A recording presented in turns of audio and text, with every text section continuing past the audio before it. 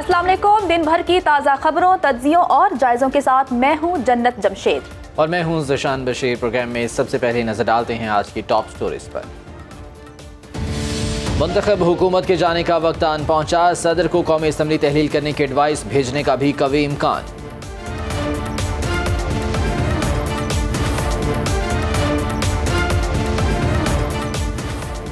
तेरह जमाती पीडीएम इत्तेहाद का महंगाई कम करने की बजाय दुगना इजाफा, 15 माह की हुकूमत ने अवाम की चीखें निकाल दी।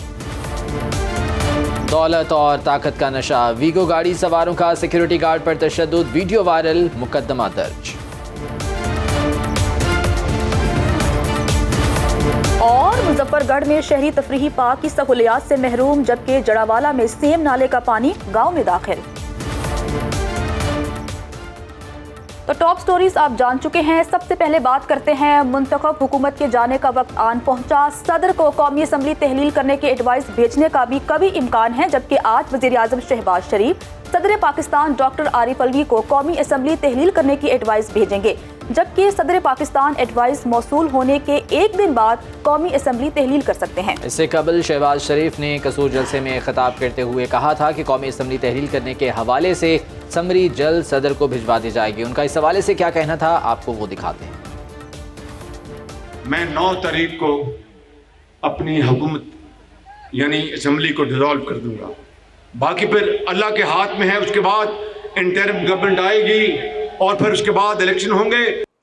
तो कौमी असम्बली तो तहलील होने लगी है। हुकूमत और अपोजिशन के दरमियान अभी तक निगरान वज़ीर आज़म के लिए कोई नाम फाइनल नहीं हो सका। दूसरी जानिब निगरान आज़म के लिए हफीज शेख को कई हल्कों का पसंदीदा तरीन उम्मीदवार कहा जा रहा है। जबकि वज़ीर आज़म और कायदे हिज़्ब इख्तिलाफ के दरमियान किसी नाम पर इत्तफाक न होने की सूरत में नाम पार्लिमानी कमेटी को भिजवाए जाएंगे, और अगर पार्लिमानी कमेटी किसी भी नतीजे पर न पहुंची तो मामला इलेक्शन कमीशन के सपुर्द होगा।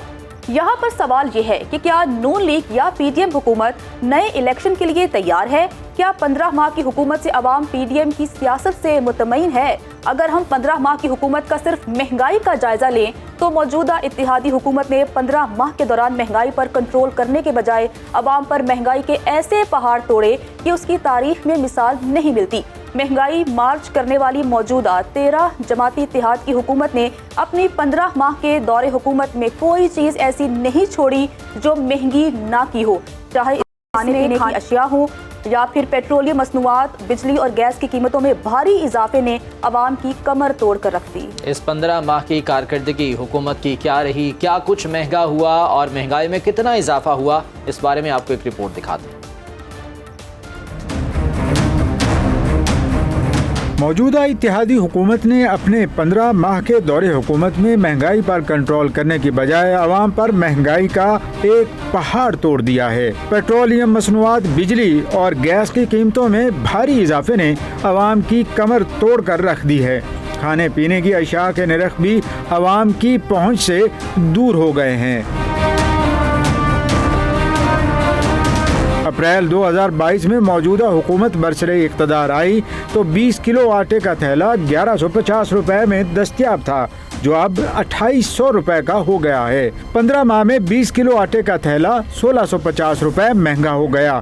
दूध 120 रुपए लीटर से बढ़कर 210 रुपए तक पहुंच गया है, जो 90 रुपए महंगा हुआ। गुज़श्ता साल अप्रैल में चीनी 65 रुपए फी किलो में दस्तयाब थी, जो अब 165 रुपए फी किलो हो गई है। चीनी की कीमत में फी किलो 100 रुपए का इजाफा हुआ है। इत्तेहादी हुकूमत के इक़्तिदार में आने से कबल अप्रैल 2022 में पेट्रोल 149 रुपए फी लीटर था, जो अब 274 रुपए फी लीटर हो गया है। पेट्रोल की फी लीटर कीमत में 125 रुपए फी लीटर इजाफा हुआ। घी 450 रुपए से बढ़कर 650 रुपए फी किलो हो गया है। घी की कीमत में मजमूई तौर पर 200 रुपए फी किलो इजाफा हुआ है। चने 220 से बढ़कर 450 रुपए हो गए हैं। चने की फी किलो कीमत में 230 रुपए इजाफा हुआ है। मुर्गी का गोश्त 350 रुपए फी किलो से बढ़कर 700 रुपए फी किलो हो गया है। मुर्गी का गोश्त 15 माह में 350 रुपए महंगा हुआ है। बासमती चावल 190 रुपए से बढ़कर 400 रुपए फी किलो हो गए हैं। चावल 210 रुपए फी किलो महंगे हुए हैं। इसी तरह 200 ग्राम चाय की पत्ती 240 रुपए से बढ़कर 500 रुपए की हो गई है। चाय की पत्ती की कीमत में भी 2 गुना से ज्यादा इजाफा हुआ है। दालों, मिसाला जात और बेकरी आइटम्स की कीमतों में 15 माह के दौरान 50 से 70 और बाज़ अशिया की कीमतों में 100% से भी ज़्यादा इजाफा हुआ है। बड़ा गोश्त बगैर हड्डी के 1200 रुपए जबकि छोटा गोश्त 2000 से 2100 रुपए में फरोख्त किया जा रहा है। 1.5 लीटर कोल्ड ड्रिंक 15 माह कबल 110 रुपए में दस्तयाब थी, वो भी अब 170 रुपए की हो गई है। पेट्रोलियम मसनूआत की कीमतों में इजाफे के बाद स्टॉप टू स्टॉप किराया भी 50 रुपए हो गया है। मजमूई तौर पर महंगाई में कितना इजाफा हुआ इस रिपोर्ट में आपने जाना। अवाम के रद्दअमल की बात करें, मुल्क भर में हमारे नुमाइंदे हमारे साथ मौजूद हैं जो कि हमें बताएंगे कि अवाम का रद्दअमल क्या है। सबसे पहले हम मुस्लिम लीग नून के गढ़ लाहौर की बात कर लेते हैं। अवाम नाला तो है ही लेकिन इसके साथ साथ मुख्तलिफ खदशात का इजहार भी कर रहे हैं। तो इस हवाले से हमारे नुमाइंदे सुहेल अब्बास बलोच ने एक स्पेशल रिपोर्ट तैयार की है, आइए वो देखते हैं। हुकूमत से अवाम को कितना रिलीफ मिला, हुकूमती कारकर्दगी से अवाम कितना मुतमईन है, आइए जानते हैं। सिर्फ अपना पेट पालना सोच रहे हैं, सिर्फ अपने पैसों के बारे में सोच रहे हैं। पैसा कमाएं यहाँ से मुल्क से बाहर ले गए, गरीब तबके को मारा जा रहा है। बिल इतने आ रहे हैं कि यकीन माने कि किसी से खुदार मांगने पड़ रहे हैं, यार आपकी मेहरबानी, और जिससे भी मांगते वो भी ये कहता है यार क्या करें हम। ये हुकूमत ने सर जी सन मंगन वाला कर देते हैं। सुबह दे 2-2 4-4 पीस बेच के खड़े हैं, शाम ਨੂੰ ਘਿਓ ਲਈਏ, ਚੀਨੀ ਲਈਏ, ਕੀ ਚੀਜ਼ ਲਈਏ। ਚੀਨੀ ਜਿਹੜੀ 150 ਰੁਪਏ ਕਿਲੋ ਹੋ ਗਈ, ਘਿਓ ਜਿਹੜਾ 150 ਕਿਲੋ ਲੈਂਦੇ ਸੋ 500 ਰੁਪਏ ਕਿਲੋ ਹੋ ਗਿਆ। हुकूमत किस लायक दी हैगी? हुकूमत का काम की कुछ समझ अंदर आंदा है, साढ़े तो आंदा नहीं, थोड़े आंदा तो कुछ कह नहीं सकते। हुकूमत ने तो इस जगह ते ले आंदा भी असीं कोई चीज़ खरीद ही नहीं सकते, भी असीं किसी जेबा कट्टिए 200-300 दियां या चोरी करिए, किहड़े पासे जाइए। ना रोटी है, ना बिजली है, ना पानी है, ना गैस है। सुबह उठो तो गैस नहीं होती, रात को जाओ तो बिजली नहीं होती, दोपहर को बिजली नहीं होती। हर चीज़ तो महंगाई पे नतवा बर्बाद कर दिया मुल्क का। 10 रुपए कम करे थे मेरे ख्याल, 20 रुपए फिर बढ़ा दिए। मोहतरमा मरियम साहबा कहती थी कि जी मेरे वालिद साहब 1 रुपया बढ़े तो खून के आंसू रोते थे। वो खून के आंसू कहाँ गए यार, लोग तो मर गए। जितनी महंगाई इन्होंने अब करी है, इतनी महंगाई मैंने अपनी लाइफ में नहीं देखी।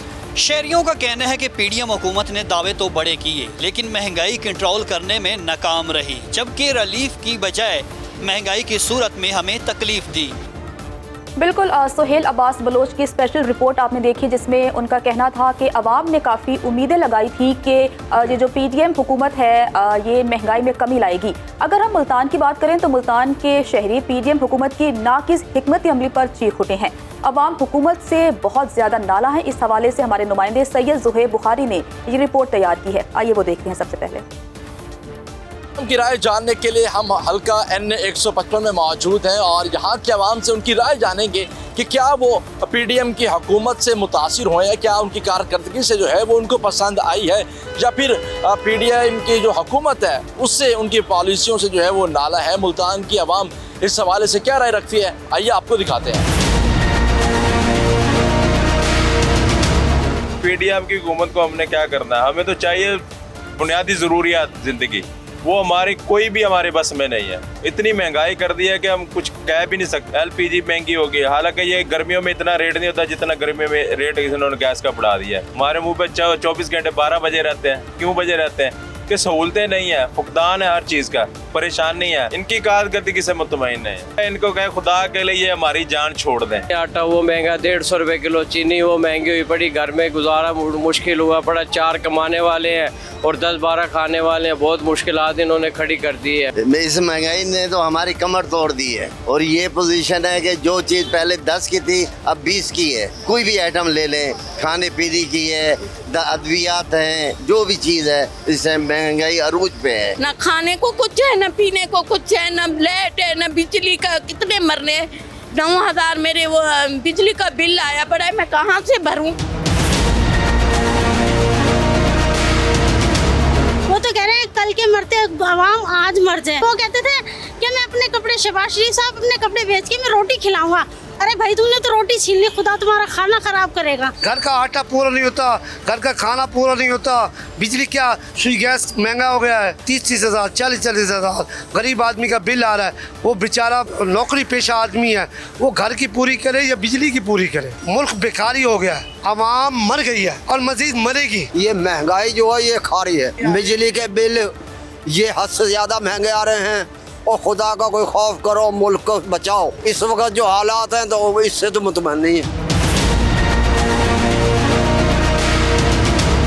जी तो नाज़रीन, आपने अवाम की राय तो जानी। NA 155 की आवाम जो है वो इस वक्त PDM की कारकर्दगी से जो है वो कोई मुतमईन नज़र नहीं आ रही। इस वक्त जिस भी शख्स हमने बात किया तो वो यही महंगाई का जो है वो रोना रहता नज़र आया। उनका ये कहना था कि महंगाई की चक्की में।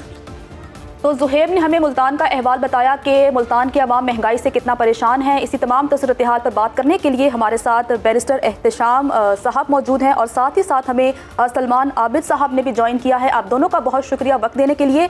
सबसे पहले सलमान आबिद साहब, मैं आपकी तरफ आऊँगी। सर, 9 मई 2022 से पहले अवाम महंगाई में पिस रहे थे, तो उस वक्त की अपोजिशन जमातों ने इत्तेहाद बनाया PDM के नाम से और कहा कि हम अवाम को महंगाई से निकालेंगे, अवाम के लिए रिलीफ पैदा करेंगे। लेकिन इस हुकूमत के आने के बाद हमने देखा कि जो पेट्रोल 150 रुपए का मिलता था वो अब 272 रुपए का मिल रहा है। महंगाई की शरह में इजाफा हो रहा है और अवाम मजीद परेशान हो गए हैं। तो इस हुकूमत ने अवाम को क्या दिया, क्या तबसरा करेंगे आप इस पर? बात यह है कि ये बात ठीक है कि हुकूमत अवाम की हालत को बदलने के लिए, लेकिन अवाम की तो हालत बदली नहीं और ना बदल सके ये लोग। और जितने भी इन्होंने दावे किए थे वो सिर्फ महज दावे रहे हैं।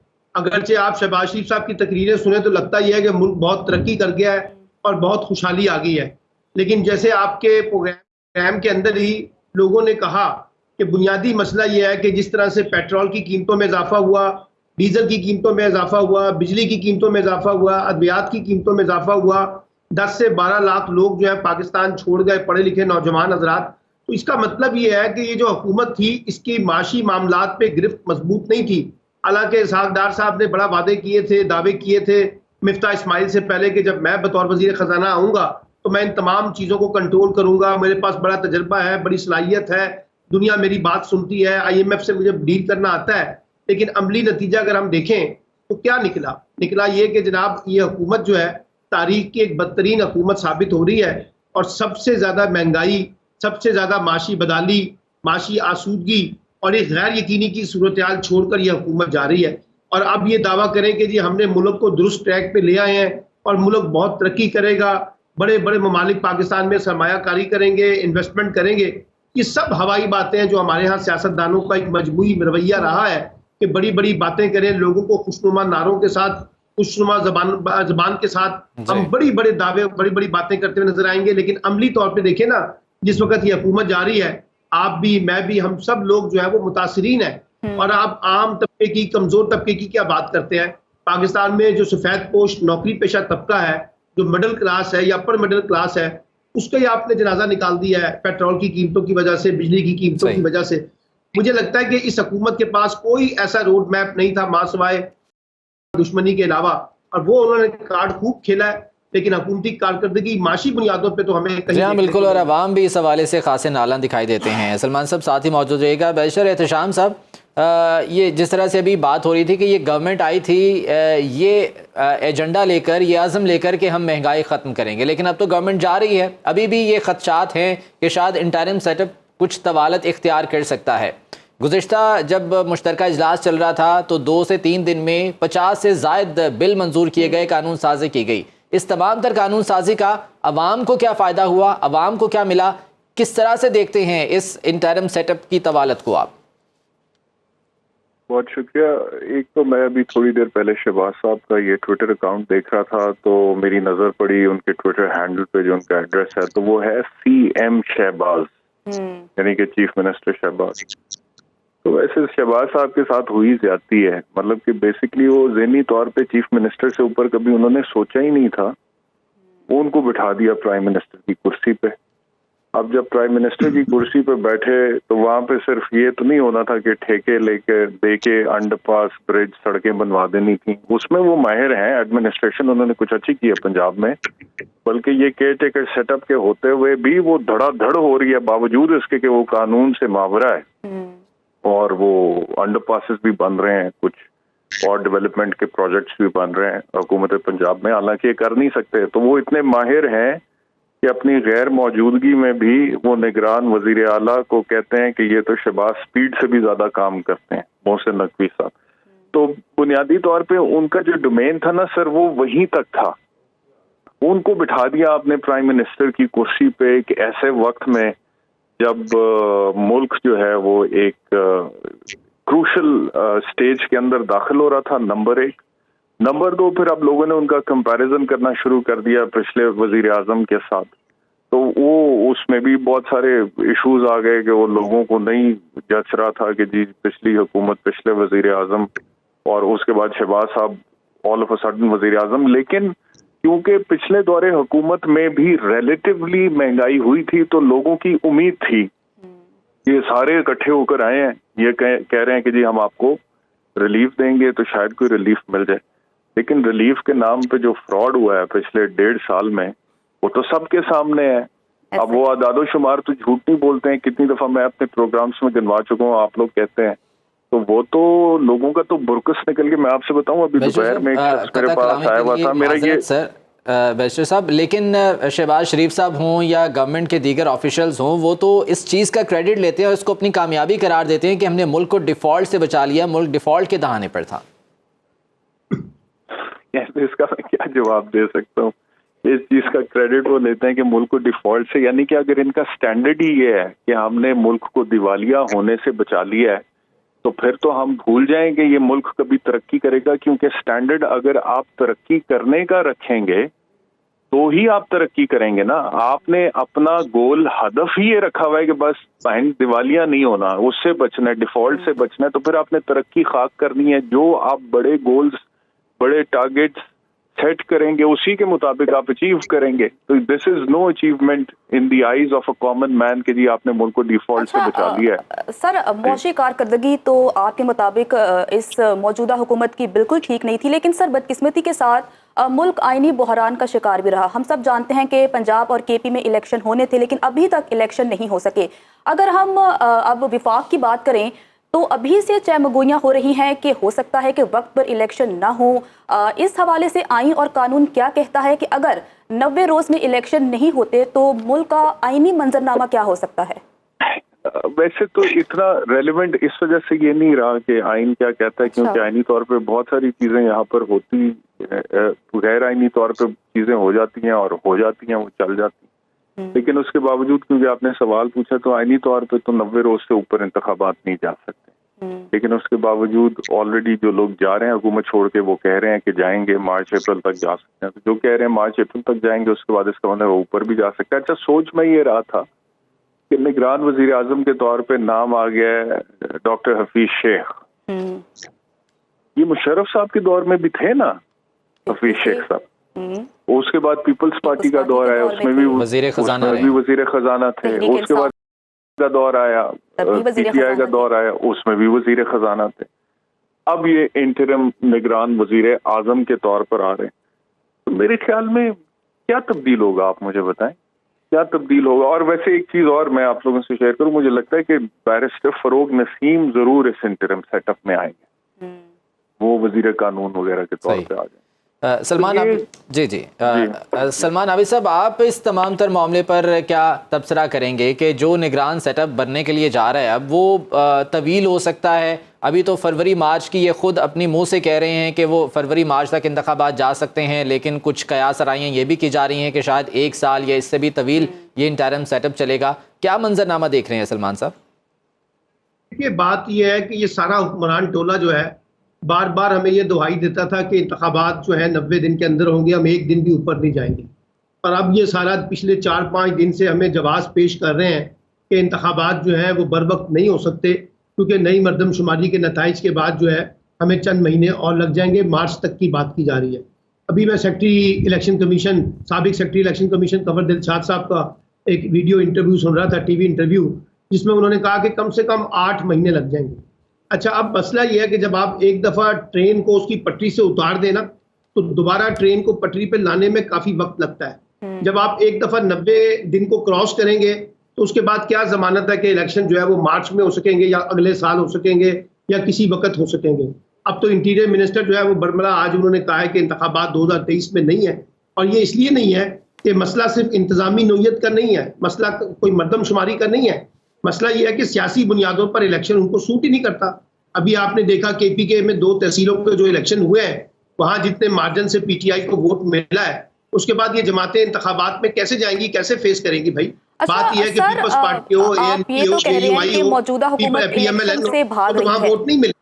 बिल्कुल सही फरमा रहे हैं सर। अगर हम इत्तेहादी जमातों की बात करें तो नून लीग के जो वज़रा हैं उनकी जानिब से तो इस तरह के बयानात सामने आ रहे हैं कि हो सकता है कि इंतखाबात ताख़ीर का शिकार हों, लेकिन अगर हम पाकिस्तान पीपल्स पार्टी की बात करें तो वो इस हवाले से बड़ी क्लियर है कि इलेक्शन अपने वक्त पर होने चाहिए और सिंध असम्बली भी अपने वक्त पर ही तहलील होगी। तो आपको लगता है कि आने वाले दिनों में पीपल्स पार्टी और नून लीग के दरमियान इलेक्शन के मामले पर कोई लड़ाई या कोई क्लैश, कोई रिफ्ट पैदा हो सकती है?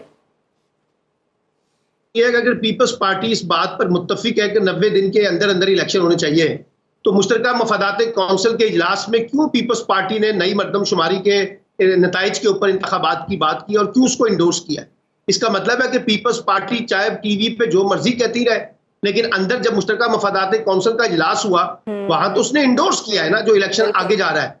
और ये मुराद अली शाह साहब बाहर बैठ के कह के गए थे कि मेरे बड़े सख्त तहफ़्फ़ुज़ात हैं हमारे, हम वहाँ पे कौंसिल के इजलास में जाके उस पर आवाज़ उठाएंगे, लेकिन वहाँ तो वो नहीं गए और वहाँ उन्होंने वही कुछ कहा किया जो उनको हुक्म दिया गया था। इसलिए पीपल्स पार्टी क्या कह रही है और क्या नहीं कह रही है अलग बात है। ये हुक्मरान इत्तेहाद जो है मुकम्मल तौर पे इंतखाबात के लिए तैयार नहीं था।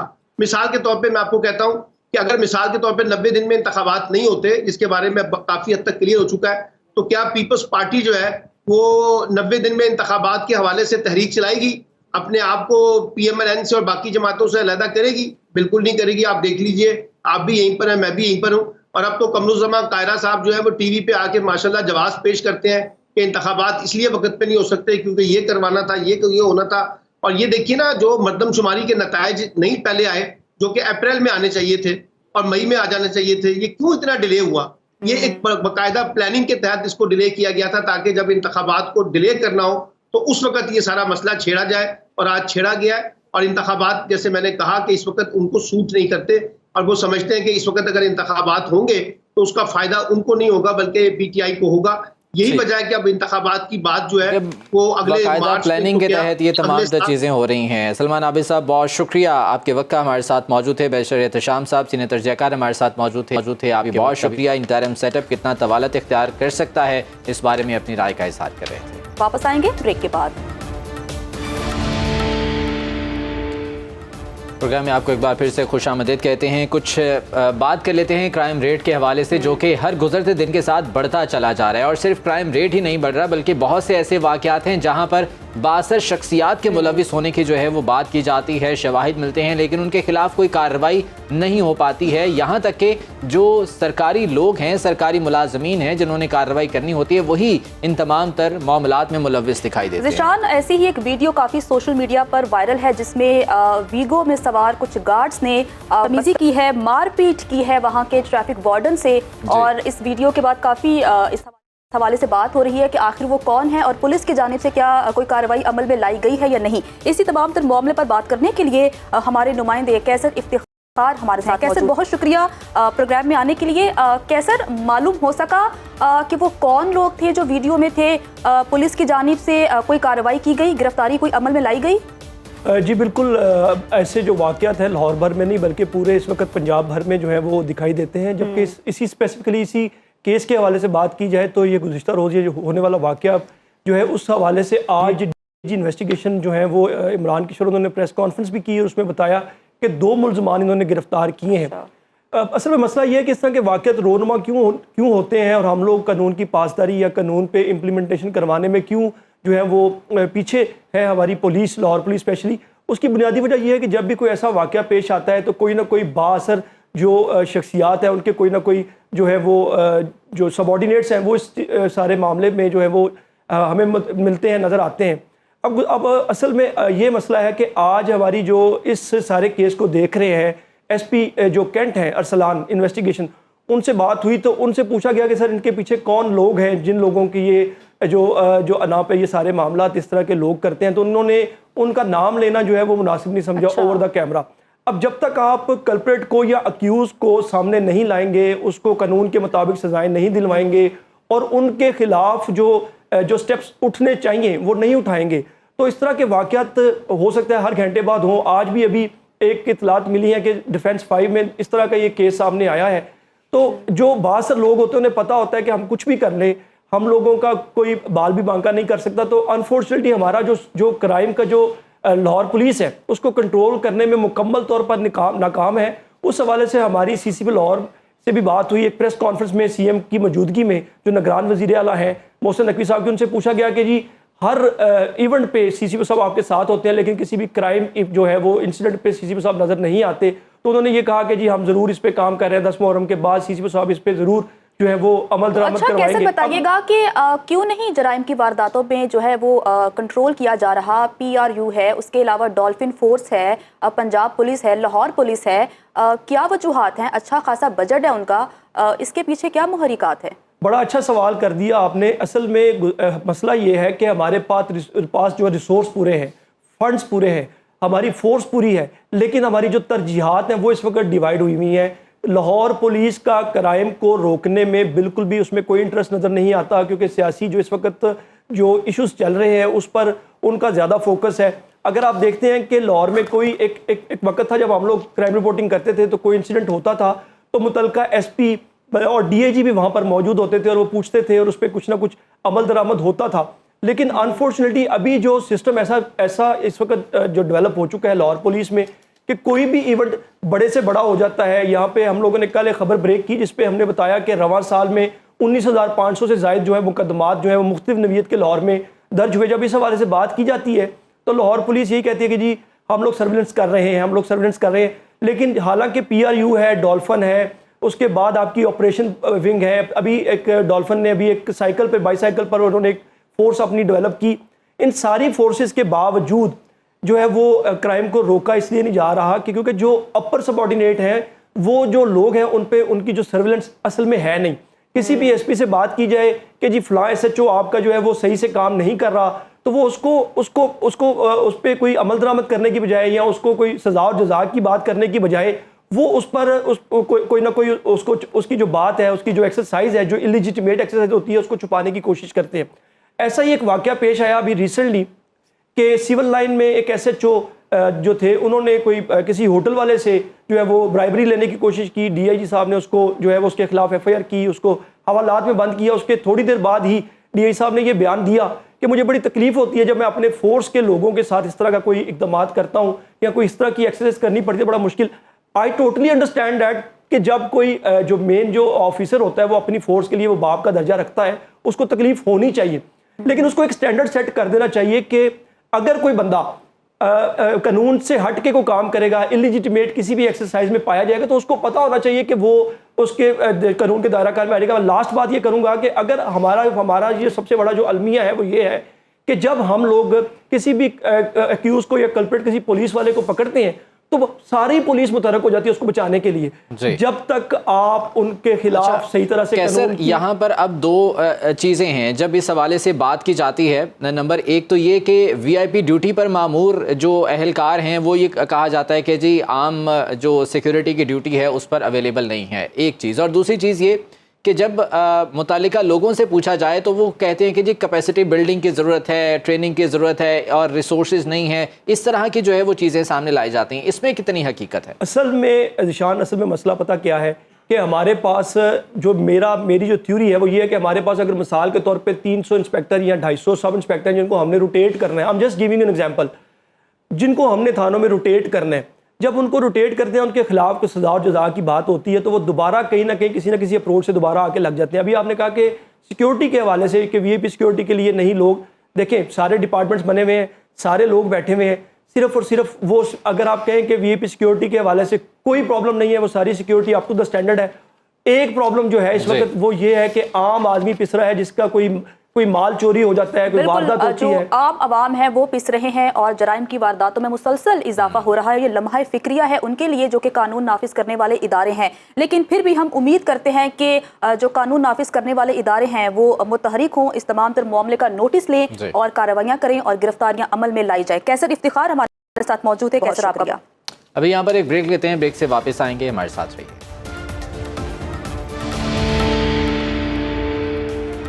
तो नाजरीन, ब्रेक के बाद आपको वेलकम कहते हैं। माले मुफ्त दिले बेरहम, DHQ अस्पताल सरगोदा करप्शन का गढ़ बन चुका है। 9 करोड़ रुपए का बजट कहां हजम किया, किसी को कुछ नहीं पता। 2 करोड़ रुपए मालियत के AC अस्पताल से गायब कर दिए गए, जबकि दूसरी तरफ अस्पताल के साइकिल स्टैंड का ठेकेदार भी किसी से पीछे न रहा। यहाँ पर सिर्फ इस मद में नहीं बल्कि और भी बहुत से तरीके हैं जिस तरह से करप्शन की जा रही है। अस्पताल का अमला भी पीछे नहीं है और अस्पताल में ड्यूटी की बजाय मरीजों को प्राइवेट फीस लेकर चेक किए जाने का इंकशाफ हुआ है। हमारे नुमाइंदे जरकाश खान हमारे साथ मौजूद हैं, उनसे इस बारे में मजीद जान लेते हैं। जरकाश, बताइएगा क्या सूरत हाल है यहाँ पर, क्यों इस बारे में नोटिस नहीं लिया जा रहा? बिल्कुल, सरगोदा DHQ अस्पताल करप्शन का गढ़ बन चुका है। 2 करोड़ मालियत के 100 से जायद AC गायब हो गए। 9 करोड़ मालियत का M&R बजट कहाँ गया, कोई बताने को तैयार नहीं। माले मुफ्त दिले बेरहम, 1 करोड़ 45 लाख रुपए साइकिल स्टैंड का ठेकेदार ले उड़ा। गुजरांवाला का ठेकेदार बगैर अदायगी के रकम लेकर फरार हो गया। 30 करोड़ की अद्वियात के बजट में भी माहाना लाखों रुपए की अद्वियात गायब होने का इंकशाफ। MS DHQ अस्पताल ने ऑडिट रिपोर्ट भी दबा ली है। मेंटेनेंस के नाम पर 2 करोड़ से जायद का बजट भी करप्शन की नजर हो गया। इंतजामिया की कमजोरी या मामला कुछ और। 80% से जायद सीनियर डॉक्टर ड्यूटी से गायब रहने लगे। जैसा कि आपने कहा कि वहाँ पर जो अमला है वो मौजूद नहीं होता और मरीज वहाँ पर आते हैं, उनसे प्राइवेट जो है फीस उनसे वसूल की जाती है। ये बता दीजिएगा कि इस हवाले से तहकीकात का आगाज़ कर दिया गया है बाकायदा तौर पर? जी बिल्कुल, अभी तक ऐसी कोई भी जो है वो तहकीकात का आगाज़ नहीं किया गया है। इंतजामिया की जाने कोशिश की जाती है इस ऐसे मामलात को दबाने की कि उस मंजर आम पर ना लाएं, लेकिन सुनो न्यूज़ की टीम ने जो है हकाइक लोगों के सामने लेकर आए। लोग जो है वीला करते हुए दिखाई देते हैं। यहाँ पर जो डॉक्टर है उनको चेक नहीं करते, उनके साथ जो नारवा उनका सलूक होता है, ना वो उनसे जो है वो उनको चेक करते हैं। जो VIP जरकाश, बहुत शुक्रिया इस बारे में हमें आगाह कर रहे थे। कोशिश करेंगे आने वाले प्रोग्राम्स में इस मामले का फॉलो अप लें और जानें कि इस हवाले से क्या तहकीकात की गई हैं। अगर आप भी चाहते हैं कि आपके गली मोहल्ले शहर के मसाइल हम अपने प्रोग्राम में उठाएं और इक़्तिदार के वानों तक आपकी आवाज़ पहुँचाएँ, तो आप हमारे WhatsApp नंबर पर मैसेज कर सकते हैं, हमें वीडियोज़ भेज सकते हैं, हम अपने प्रोग्राम में शामिल करेंगे। आज के प्रोग्राम से इतना ही। खुदा हाफिज़।